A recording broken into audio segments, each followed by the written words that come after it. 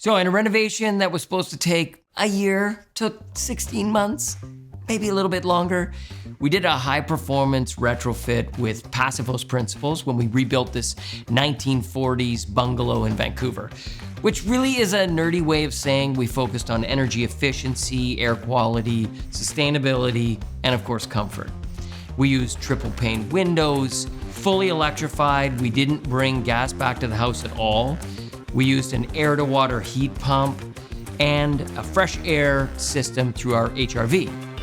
Now, of course, materials inside the house also play a key role. For example, our craft flooring, which is GREENGUARD Gold certified for low VOC emissions. They also have a declared label of red list free. It's like a healthy food label for building materials. Trying to be responsible in how we build our homes can take more time, a little bit more care and attention, but doesn't necessarily have to cost any more money.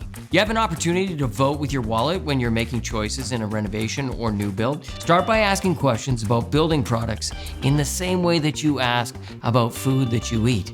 Sometimes we take more time deliberating over a menu than we do about the building products we put into our house.